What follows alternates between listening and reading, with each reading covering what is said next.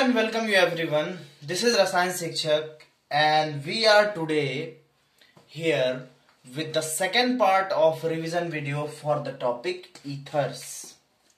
In the last video we were talking about ethers. In last class we studied up to the preparation of ethers by the first method, that is by acid catalyzed dehydration of alcohols. And we also knew its mechanism. We also knew some specific conditions under which the ethers are prepared. Today we will see another method for synthesis of ether, that is Williamson synthesis.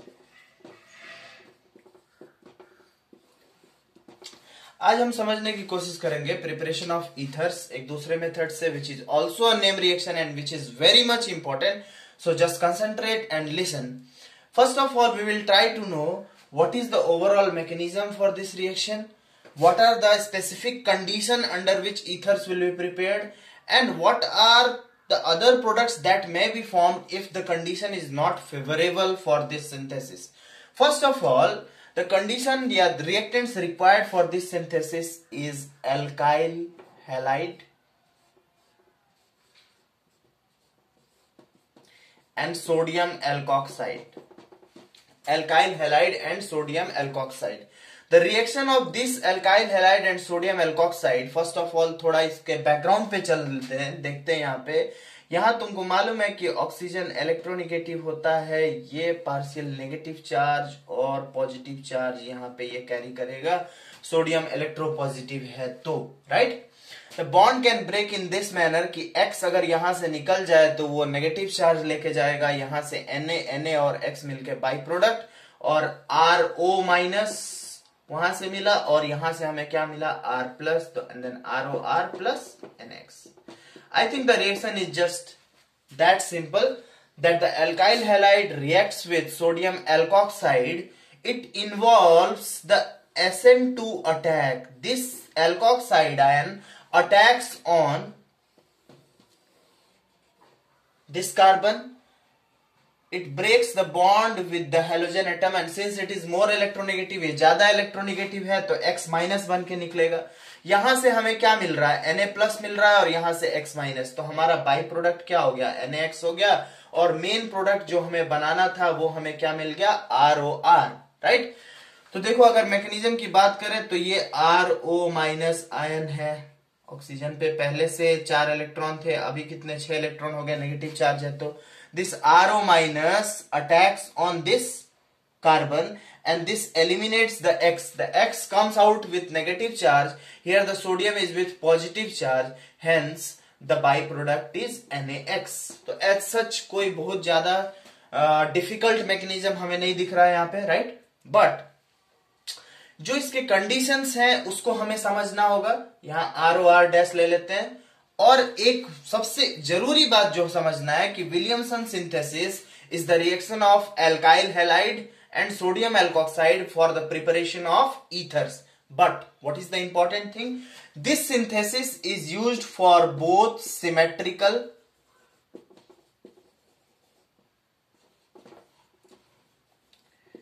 And unsymmetrical, symmetrical and unsymmetrical ethers. ये दोनों ही ethers के लिए काम करता है. Symmetrical ethers का भी synthesis हो सकता है, अनसिमेट्रिकल का भी. इससे पहले वाली जो प्रोसेस हमने देखी थी, इससे पहले वाली जो प्रिपरेटरी मेथड हम देखे थे, फ्रॉम दैट मेथड हम सिर्फ सिमेट्रिकल ईथर्स को ही बना सकते थे उससे. But here you can prepare both symmetrical and unsymmetrical. I will show you by taking such specific examples. Right? First of all, you note down this one.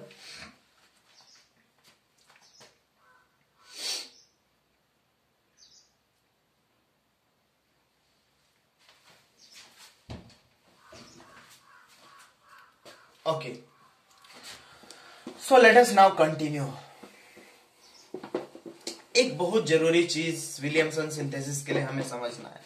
अभी अभी मैंने क्या बोला था उस पॉइंट को मैं नोट करके यहां लिख देता हूं. It involves SN2 attack of RO minus, alkoxide ion on alkyl halide. ये चीज याद रखना बेटा। It involves SN2 attack of alkoxide ion on alkyl halide. इसका मतलब ये है कि RX प्लस RONA अगर हम ले रहे हैं तो ये एल्कोक्साइड आयन को इस कार्बन पे अटैक करना है। अब सपोज दैट मैं मान लेता हूं कि ये कार्बन बहुत ज्यादा क्राउडेड हो, in that case this SN2 attack will be difficult. This SN2 attack will be difficult. So यहां से कंडीशन निकल के आ रही है कि अगर हमें विलियमसन सिंथेसिस से ईथर बनाना है, so the alkyl group, this alkyl group, that the alkyl group present in alkyl halide molecule that should be less hindered। बात समझ में आई? ये 3 डिग्री या 2 डिग्री 3 डिग्री तो होना ही नहीं चाहिए। अगर ये 3 डिग्री या 2 डिग्री होगा, so this nucleophile cannot approach the carbon directly. Again the same thing will happen as the previous one. The elimination will compete over substitution and due to elimination formation of alkene will take place। फिर से एक बार repeat कर लेते हैं चीजों को। Alkyl halide और sodium alkoxide के रिएक्शन से ईथर का प्रिपरेशन होता है, and both type of ethers, that is symmetrical and unsymmetrical ethers, both are prepared by this Williamson synthesis, right.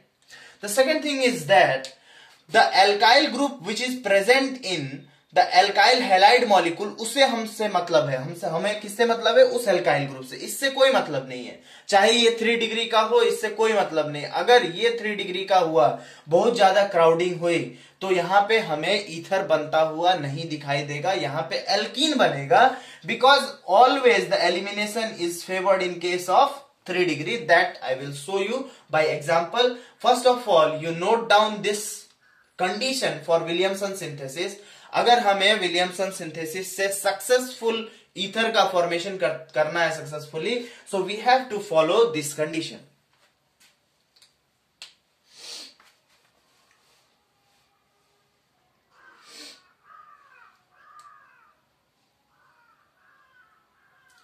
So all of you note it down and then we will continue.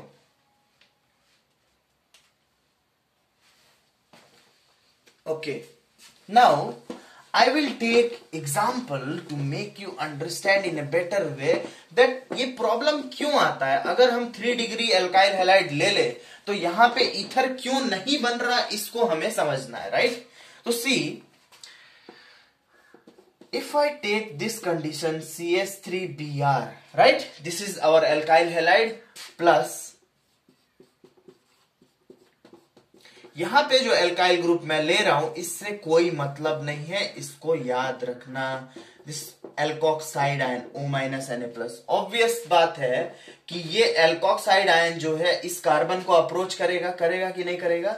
इस carbon को आराम से approach कर लेगा, and if it will approach this carbon it will break this bond, the Br will come with negative charge. Here Na है, NaBr by product निकलेगा और हमें एक ईथर बनता हुआ दिखेगा, दैट इज CH3OCH3। एक टर्सरी ब्यूटाइल ग्रुप जुड़ गया और एक मिथाइल ग्रुप जुड़ गया इधर से। यहां तो कोई प्रॉब्लम नहीं है ना। मैं क्या बोल रहा था, यहां पे जो R ग्रुप है हमारा, ये लेस हिंडर्ड होना चाहिए, मतलब this reaction is following the required condition for Williamson synthesis, thus it successfully gives you ether, right. इसका IUPAC नोमेनक्लेचर भी आप बहुत आराम से कर सकते हो। अगर यहां से आप चेन देखो ये 3 कार्बन का चेन मिल रहा है, और इसको नंबरिंग करोगे कहीं से भी तो आप क्या करोगे, 1 2 3, राइट। सो 2 methoxy 2 methyl propane, 2 methoxy 2 methyl propane, right. आप ये भी चेन ले लो तब भी वही बात होगी, 2 मिथॉक्सी 2 मिथाइल प्रोपेन, एक सब्स्टिट्यूएंट आ जाएगा। तो ये वो कंडीशन है जहां पे विलियमसन सिंथेसिस सक्सेसफुली ईथर को फॉर्म करता है। अगर मैं अब क्या करूं, ये एल्काइल ग्रुप्स को स्वैप कर दूं, इस एल्काइल ग्रुप को इसके साथ रख दूं और उस एल्काइल ग्रुप को यहां लेके आऊं, then what will happen, that is interesting for us. and that will show you why it is not possible to synthesize ether by Williamson synthesis. If this alkyl group is very much hindered, it should be less hindered, right? Its degree should be less. जितना कम degree होगा, जितना कम steric hindrance होगा इस carbon के लिए, उतना ही आराम से हमारा ईथर बनेगा. और याद रखना, ये ईथर जो बन रहा है, it is involving a SN2 attack of alkoxide ion on the alkyl halide molecule, which leads to substitution, and that is leading to formation of ether, right? Just note it down, and then we will see what happens if we change these alkyl groups. अगर इन alkyl group को मैं change कर दूं तब क्या होगा, वो हम समझने की कोशिश करेंगे.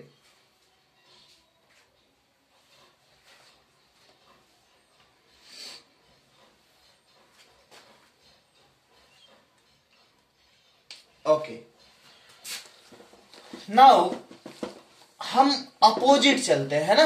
विलियमसन सिंथेसिस क्यों नहीं सक्सेसफुली ईथर को सिंथेसाइज कर पाता? अगर एल्काइल हैलाइड 3 डिग्री हो जाए तो उसको समझने के लिए मैं क्या करता हूं, मैं जबरदस्ती क्या करता हूं, एक 3 डिग्री का ही एल्काइल हैलाइड ले लेता हूं, राइट? तो 3 डिग्री का एल्काइल हैलाइड ले लिया, चलो भाई. और यहां पे जो एल्कोक्साइड लिया वो है CH3ONa, right? Minus charge and Na plus. अब तुम खुद समझो, वी हैव जस्ट थोड़ा सा हम अगर कॉमन सेंस लगाने की कोशिश करें, दिस एल्कोक्साइड आयन इसको अप्रोच कहां करना था, अंदर वाली कार्बन पे. फिर यहां तो हो गया स्टेरिक हिंड्रेंस. अब ये क्या करेगा, this will extract a hydrogen ion from this one, right? क्या बताया था उस दिन भी मैंने, this alkoxide ion acts as both nucleophile, nucleophile भी है, ये बेस भी है. तो बेस है तो क्या करेगा, ये एक प्रोटॉन को यहां से निकाल लेगा. जब प्रोटॉन यहां से निकलेगा तो कार्बन की एक वैलेंसी फ्री हुई, ये अगर निकल गया Br माइनस बन के, तो Na प्लस और Br माइनस, मतलब यहां से NaBr निकल गया कि नहीं निकल गया. यहां एक वैलेंसी फ्री हुई, एक वैलेंसी यहां फ्री हुई, तो यहां एक डबल बॉन्ड बनता हुआ हमें दिखेगा. मतलब जहां हमें ईथर बनाना था वहां अब क्या बन गया, देखो बेटा, CH3C double bond CH2 and then here CH3. यहां एक एल्कीन का फॉर्मेशन हो गया. यहां पे सब्स्टिट्यूशन नहीं हुआ, क्या हुआ, एलिमिनेशन हो गया. बात को ध्यान से समझना, सिर्फ हमने क्या किया, एल्काइल ग्रुप को चेंज कर दिया. तो याद क्या रखना है हमको इस एल्काइल ग्रुप से कोई मतलब नहीं है. It may be 3 degree, that's no any problem. और 3 डिग्री होगा, कोई डिफरेंट एल्काइल ग्रुप होगा तो अनसिमेट्रिकल ईथर भी बनेगा. इसीलिए तो विलियमसन सिंथेसिस से हमें दोनों ईथर्स मिल रहा है, सिमेट्रिकल भी मिल रहा है और अनसिमेट्रिकल भी मिल रहा है. लेकिन अगर एल्काइल ग्रुप यहां पे जो है, एल्काइल हैलाइड मॉलिक्यूल में जो एल्काइल ग्रुप है वो बहुत ज्यादा स्टेरिक हिंड्रेंस रखेगा, so it will not allow the alkoxide ion to approach this carbon, and if it will not approach this carbon, obviously substitution is not possible. In that case क्या होगा, elimination होगा. Elimination, यहां से hydrogen निकला और यहां से क्या निकला, ब्रोमीन निकल गया. ये NaBr बाई प्रोडक्ट बन के निकल गया, ये मैंने यहां पे दिखाया, और एक एल्कीन बनता हुआ दिख रहा है. So to summarize, just be quick. In Williamson synthesis, the alkyl halide molecule reacts with sodium alkoxide to produce both symmetrical or unsymmetrical ethers. But what is the necessary condition and why it is so? क्यों ऐसा है? Because this reaction involves a SN2 attack of the alkoxide ion on the alkyl halide molecule. और जो carbon halogen से attach है, अगर वो बहुत ज्यादा क्राउडिंग को फेस कर रही है पहले से ही, तो वहां सब्स्टिट्यूशन का कोई सवाल नहीं उठता. इन that case the alkoxide ion will extract proton from the neighboring carbon, the bromine will be eliminated or the halogen will be eliminated from this carbon, and it will lead to a formation of a double bond, and thus alkene will be formed as a result of elimination. I hope now you have got the point. तो जब भी Williamson synthesis से related question आए तो हमेशा याद रखना, हमें एल्काइल हैलाइड में ऐसा एल्काइल ग्रुप चाहिए जो लेस नंबर ऑफ कार्बन हो या लेस डिग्री का हो. जितना लेस होगा उतनी ही अच्छी रिएक्टिविटी होगी और रिएक्शन सक्सेसफुली ईथर का फॉर्मेशन कर देगा, right? So that you have to understand, right? Just note it down. And now we will try to solve some of the problems related to Williamson synthesis, which are very important for your board exams also, because it always asks and somewhat confusing due to this factor. कभी कभी ये tertiary देके और secondary primary देके degree को change करके वो पूछता है, और that may be confusing sometimes. So let us make clear by taking example. First of all, you note down this one.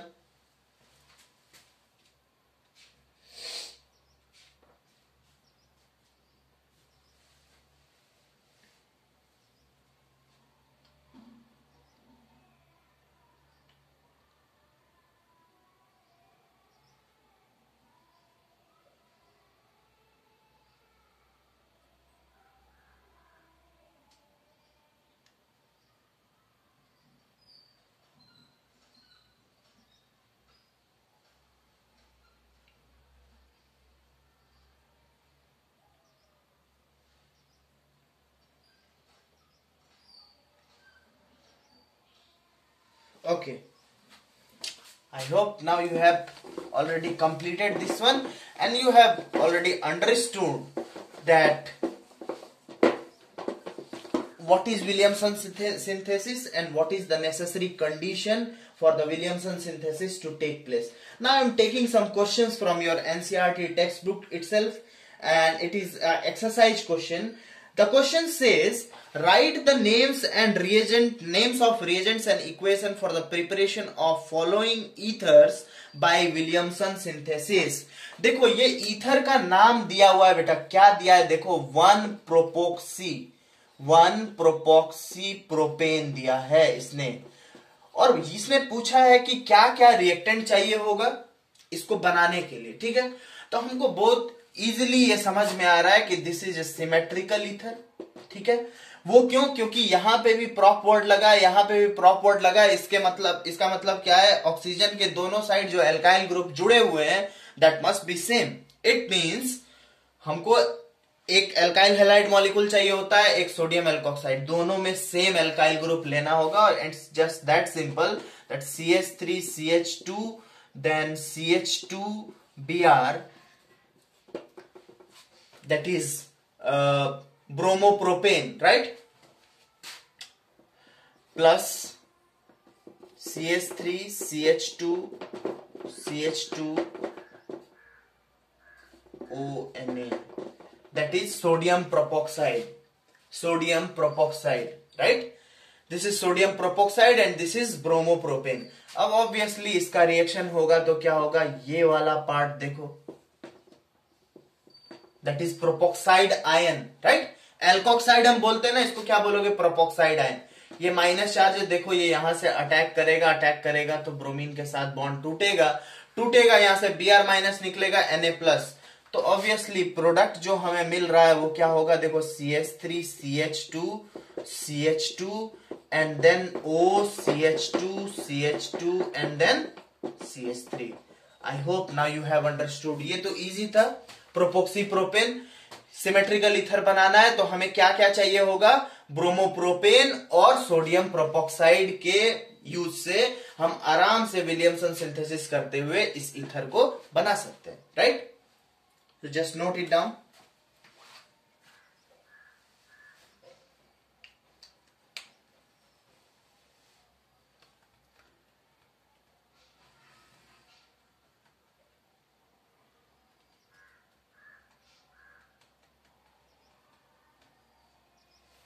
Okay, so let's continue to the next question from Williamson synthesis itself. Williamson synthesis से related ही एक question और हम लोग करने की कोशिश करेंगे, और यहाँ पे ये कह रहा है कि इथॉक्सी बेंजीन भाई बना के दिखा दो हमें। विलियमसन सिंथेसिस का यूज करते हुए इथॉक्सी बेंजीन बनाओ। पहले तो बहुत ध्यान से समझना, हमें बहुत वाइजली चूज करना है यहाँ पे। अब वो केस नहीं रहा, ये कौन सा ईथर है। स्टार्टिंग में पिछले लेक्चर में मैंने बोला था ethers can be like this also, ROAR, जिसमें एक एल्काइल ग्रुप हो, दूसरा क्या हो, एराइल ग्रुप हो, राइट। तो हमको क्या करना है, इन्हीं में से तो कंपाउंड सोचना है, क्योंकि देखो यहाँ 2 कार्बन, एथ मतलब क्या है, 2 कार्बन है और एक बेंजीन का रिंग है, ठीक है। देखो यहां पे एक कंफ्यूजन हो सकता है, तुम बोलोगे कि we will take bromobenzene, right, plus एथ है तो कितने कार्बन है, CH3, CH2 और ONA, ठीक है। चलो भाई, तुम बोलोगे कि यहां से यही अटैक करेगा, अटैक करके इस बॉन्ड को तोड़ेगा, लेकिन थोड़ा वेट करो 1 मिनट और हम समझने की कोशिश करेंगे कि क्यों ये पॉसिबल नहीं होगा। बात समझ में आ रही है? तो इस तरह के क्वेश्चंस आ सकते हैं विलियमसन सिंथेसिस में से। अब मैं इसको चेंज करता हूं और मैं क्या करता हूं, सोडियम बेंजोक्साइड और सोडियम फिनॉक्साइड ले ले। जो ये एल्कोक्साइड तुमने लिया है उस जगह मैंने फिनॉक्साइड आयन ले लिया, सोडियम फिनॉक्साइड, प्लस जो ब्रोमीन लगाना था वो कार्बन के चेन के साथ लगा दिया, CH3CH2Br। Now this reaction will be successful. मैं अब बता देता हूं आपको बेटा क्यों ये सक्सेसफुल नहीं है। Because when this bromobenzene resonance takes place, this bond between carbon and this bromine, it is having partial double bond character। देखो कैसे, अगर इस ब्रोमोबेंजीन को हम देखें तो इस ब्रोमीन के पास अभी भी 6 इलेक्ट्रॉन्स है and it is attached to a conjugated ring which is having the tendency to resonate। अगर ये नीचे आ जाए तो यहां बॉन्ड क्रिएट करेगा, आगे वाली बॉन्ड टूटेगी और आराम से पूरा इलेक्ट्रॉन डिलोकलाइज हो जाएगा, एक पेयर ऑफ इलेक्ट्रॉन। तो इसकी वजह से होता क्या है, कुछ समय के लिए ये बॉन्ड डबल बॉन्ड कैरेक्टर भी शो करता है, and that's what we call as partial double bond character. तो इसको तोड़ना डिफिकल्ट है। तो हम डिफिकल्ट चीजों को क्यों ले, तो हम क्या लेंगे, सोडियम फिनॉक्साइड और ये कॉम्बिनेशन लोगे, और जब ये कॉम्बिनेशन लोगे तो बहुत ही आराम से इस O और Na का बॉन्ड आराम से अलग अलग हो सकता है। वैसे भी पोलैरिटी है वहां पे, सोडियम फिनॉक्साइड है, तो ये इसमें और इसमें प्रॉब्लम है, यहां और यहां कोई प्रॉब्लम नहीं है। तो O के साथ अब क्या जुड़ जाएगा, CH2 CH3। अब तुम बोलोगे ये कैसे अटैक किया होगा, तो समझो ये फिनॉक्साइड आयन जो है it is attacking on this carbon, it is breaking the bond with bromine, और ब्रोमीन के साथ बॉन्ड ब्रेक हुआ, Br माइनस मिला, यहां से Na प्लस और NaBr हमको बाई प्रोडक्ट मिल जाता है। आई hope now you have understood कि इसको हम क्यों नहीं ले सकते, and just be cautious, it is very much important. एक और बहुत जरूरी बात समझना, यहां पे जो कार्बन है, जिस कार्बन से ब्रोमीन अटैच्ड है, उसका हाइब्रिडाइजेशन हम देखें तो sp2 हाइब्रिडाइजेशन है। उसको कंपेयर करो दूसरे वाले केस से, वो sp3 होता है। ये मोर इलेक्ट्रोनेगेटिव होगा कि नहीं होगा, ज्यादा s कैरेक्टर हो अगर हाइब्रिडाइजेशन के अंदर, तो it is more electronegative since it is sp2 hybridized। Just because of that what happens, it is having partial double bond character, और ये जल्दी ब्रेक नहीं होगा, तो ये कॉम्बिनेशन पॉसिबल नहीं हो सकता।